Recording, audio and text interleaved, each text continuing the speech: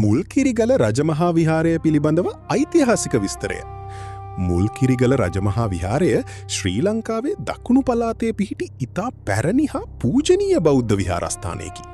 මෙය හම්බන්තොට දිස්ත්‍රික්කයේ පිහිටා ඇති අතර විශාල ගල් පර්වතයක් මත ඉදිකර ඇති නිසා දකුණේ සීගිරිය ලෙසද හඳුන්වනු ලබේ.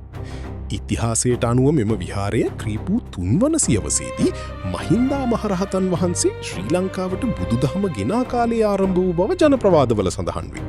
පසුව කාවන්තිස්ස රජතුමා සහ අනෙකුත් රජවරුන් විසින් මෙම විහාරය සංවර්ධනය කළ බව පැවසේ.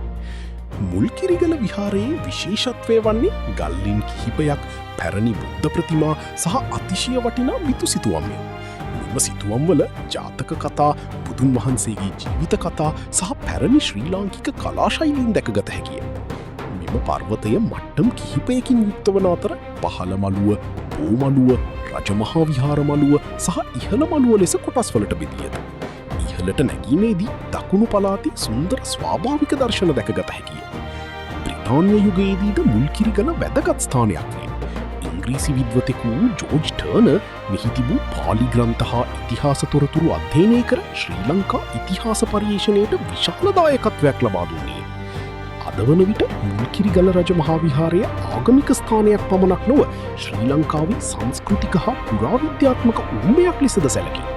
දේශීය හා විදේශීය සංචාරකයන් විශාල පිරිසක් මෙම පූජනීය ස්ථානය නැරඹීමට පැමිණෙති.